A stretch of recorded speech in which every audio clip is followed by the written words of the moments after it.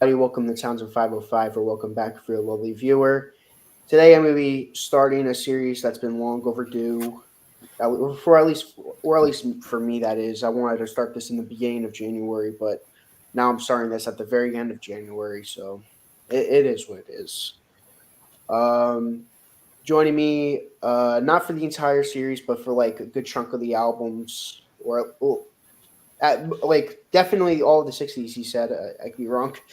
But a good chunk of his albums. That's Scott. He's gonna be joining me for a lot of these albums. But yeah, I'm gonna be covering all 40 of his albums from basically self-titled, uh, all the way to the 2023 album. 2023 album Shadow Kingdom. Oh, we made one last year. Yeah, uh, 40 albums. What before getting into this, I got into Bob Dylan from because of here. It's kind of like one of those people talk about him a lot, and I wasn't the biggest fan of him at first, but I've started to grow on him. He started to grow on me over the years, and now he's one of my favorite artists after doing this deep dive and a lot of some good albums, some great albums, some just masterpieces, and And the I Christmas would song. I'll say that there are some duds along the way, but I feel like the strengths are a lot higher than the weaknesses. So this could be a fun series for me.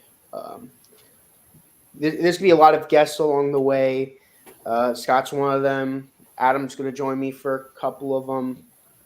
Jason's gonna join a couple of them. Briar's gonna join a couple of them. I think Jacob might join me on one of them. So every, I'm gonna have a lot of guests along the way as well. So this is gonna be a big series for me. You have anything you want to say?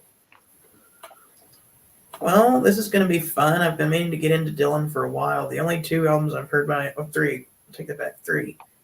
And I have all three of these albums. I have heard Highway 61, Blonde on Blonde, and Bringing It All Back Home. Those are all amazing albums, but I'm excited to get to dig into his other stuff. Hmm. I'd say like the majority of the '60s and like the majority of the '70s is like just amazing Bob Dylan, and yeah, some really good '80s albums. He had one fantastic '90s album, one good '90s album. The rest is a mix between good and all right. There were three albums where he became a born again Christian, and it's basically him like singing Christian songs. Some of them work, some of them didn't. But don't hate me for saying that, Scott, because I know you're Christian. Oh yeah, Uh, sometimes the style works for Bob Dylan, sometimes it doesn't. I'm like, it was very hit or miss the Christian songs that he made. Some of them I'm like, this is amazing. Some of them I'm like, a little preachy, but that's just my opinion. Uh, well, we're going into this album, Bob Dylan. I'm gonna be honest, this is not one of my favorites. Uh, I'll say what Scott said about the Beatles' "Please Please Me" album. This is like a time capsule into what singer songwriters began with, kind of like with the folk scene and all that. So this is a great like time capsule for Bob Dylan and where it all started. What do you think? What do you have anything to say? I'm just ready to get into it. 'Cause I actually really like this album. Cool. First song on the album, "You're No Good."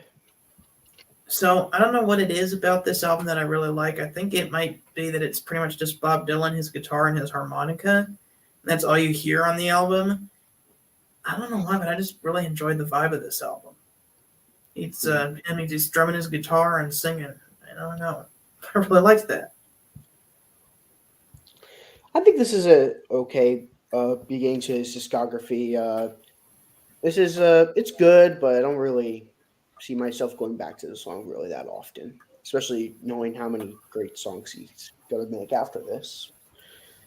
Also, his voice sounds very different on this album than what I'm used to hearing. But his voice sounds different depending on what period of his career you're listening to. Yeah, I feel like And I'm for the most part I enjoy his voice. I mean, towards the end of his career, he started to get very raspy and started to get really annoying. But I feel like for the most part, I feel like Bob Dylan's a very underrated singer. I feel started like out kind of like, meh, meh, meh. That's kind of what he it's sounded a, out. it's a pretty good song. Next song is "Talkin' New York." I really enjoyed this song. It's fun. It's a story about him going to New York. That's the good thing about Bob Dylan. He's a storyteller. He tells stories with his music, and I was very entertained by this song. I really enjoyed this song. This is in my top five. This is I'd say like my six favorite songs on this album were actually really good and are songs that I actually would put on. Like I'm gonna make a Spotify playlist along the way, like just like Bob songs. Dylan hits and more. That wouldn't happen to be the name of it, would it? No, that's gonna be Jacob's thing, but this is just gonna be like songs I really enjoy. The six of these songs are gonna be my Bob Dylan playlist, and this is a great song. Of course, being someone who lived in New York for a little bit as a young child, have a little bit of a bias, kind of like with Briar with going to California. It's like, you know, Yeah, it's the New York in me. So, yeah, this is a great song. I really enjoy it. It's one of the big highlights. Next song on the album is it's a cover song, "In My Time of Dying." amazing. This is absolutely amazing. Again, it's just him and the guitar, but him kind of taking a gospel influence. I love this one. I love this. I love this song. This is another big highlight on the album. I'm not gonna say where it is, but it's definitely in my top five. It's Yeah, fantastic. I love the Zeppelin version a lot, but it's definitely up there with this version. So I'll still take the Zeppelin version because that version is like an 11 minute epic. yeah. But well, I don't want to go too in depth on that because We got we're our gonna physical graffiti review eventually. yes. Um, yeah, this is a great song. Next song on the album, "Man of Constant Sorrow."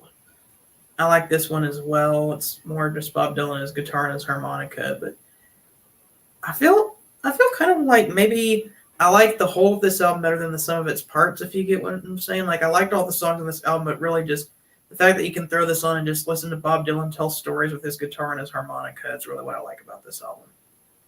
Okay. Yeah, this is another really good song on the album. This is another highlight for me. I love the storytelling on this. Uh, I find this to be a very underrated song by him. I don't. This is definitely like I'd say a lot of this whole album really even though it's not one of my favorites, I find it to be extremely underrated because most people like when they think of early Bob Dylan, they think the freewheeling Bob Dylan and not this album. Personally prefer the second album, the one I just mentioned, but this is a really, like I said, this is a great like time capsule for Bob Dylan, like to see where it all began. Next song on the album, "Fixin' to Die." Oh man, this one is also amazing. But I don't think I've ever heard Bob Dylan sing this. Not like raspy like in his own smoker voice, but using a raspy voice like with power behind it. And this one he definitely did. I'd never heard him sing like that before. He got a strong voice. It's interesting because most people like say he doesn't sing very well, but I feel kind of like Bob Dylan's not singing very well. It's just his. I don't know. It feels kind of like a more of a caricature of his own voice that he made, just so that like do you get what I'm saying? I know what you're talking about. Later on, it's his like his Bob Dylan voice. It's like the voice that he made up for himself. I get what you're talking about. I think this is an okay song. My opinion, it's okay. It's not really a song I really go back to that much. It's okay. Next song on the album, "Pretty Peggy O." I like this one as well. More great storytelling on this one. I prefer the Simon and Garfunkel version of the song. I feel like that's better in my opinion. Again, this is just kind of an okay song. It's not bad. There's no bad songs on this album, but it's just I feel like the highlights are really good, but then like I don't know, some of these songs could get like a little boring. Next song on the album, so it closes out the first side of the album, Highway 51 Blues. Just kind of where he got the title for another one of his albums. This one's good as well, kind of more of a, as the title suggests, a bluesy song. I think this is one of the best songs on the album. Really good song. Yeah, it's another underrated song on the album. It didn't make my top 5. This is the one song I was talking about that's like one of the 6 songs. Sadly, this didn't make my top five, but again, he's using that powerful voice on this one. Yeah, but yeah, this is still a really good song though. Definitely a highlight for me. Next song on the album is Gospel Pool. This one's pretty good. It's not one of my favorites, but it's still really good. I like kind of Bob Dylan using gospel influence, but of the 2 gospel influence songs, I like In My Time of Dying a lot better. I'm with you on this. I think it's an okay song. Not really memorable. It's again not a song I would really go back to that often. It's all right. Baby, Let Me Follow You Down. So this is interesting because he's like strumming. He's like, I learned this song from somebody like who's he talking to? This one was all right. I agree. This was okay. Like I said, besides my top 6 songs, these songs aren't really songs I really go back to. Like I said, nothing's like offensively bad. It's just like it's a range between really good songs and just okay songs. Speaking of songs, next song is House of the Rising Sun. Man, his version of this song is amazing. It's cool that it's just him and the guitar doing it, but like his voice starts out quieter, but then it gets more powerful and more soulful as it goes through. I actually might like this better than the Animals version. I'm with you on that. I think this is better than the Animal version. Like I'd say, it's like it's neck and neck. But I mean, like there's that much more. I don't know what it is about this version, but it's longer. It's longer. You get more.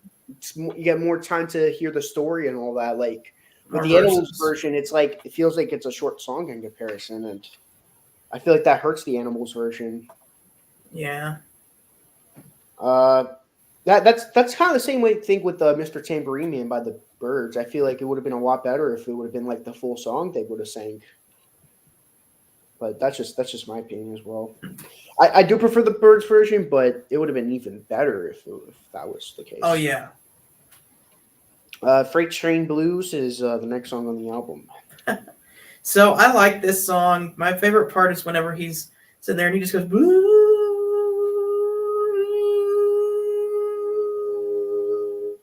He said he holds it out a lot longer. I was like, how long are you going to hold that out? I don't know. I just thought that was really cool. Yeah, I think this is one of the best songs on the album. It stands out when you first listen to it. Because of that. Yeah, it's fun. It's a great song on the album. Next song on the album is Song to Woody. So this is kind of Bob Dylan's tribute to famous musicians who have come before him, like Woody Guthrie. He name checks lots of other musicians, but kind of people who were influences on him. You think it's a good song, or? I think it's all right. I'm with you on that. I personally am not. It's okay. Next song on the last song on the album is "See That My Grave Is Kept Clean." It's a pretty good way in the album. There's definitely some other songs that I like a lot better. I don't know. If it was me, maybe I would have put In My Time of Dying or The House of the Rising Sun as the last song. But these people aren't really concerned with making good albums at this moment. And it's just like making a bunch of songs that the album is a collection of songs at this moment isn't really its own art form quite yet. Dylan would do that later on. But I mean, he's kind of the first person to really start that. Really, Yeah, with bringing it all back home, where you got the acoustic stuff on one side and the electric stuff on the other side. yeah. Highway 61. Like it's funny he like started that all. Really, Yeah, he inspired Rubber Soul, and then Rubber Soul and Rubber inspired. Soul inspires Pet Sounds.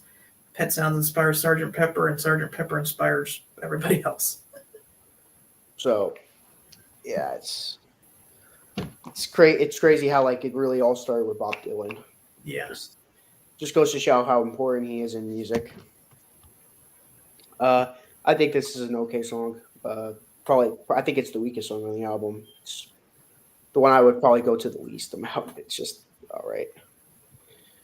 What is your top 5 songs? Ooh. Hmm. Well, let's see. Got to pull up the track listing again.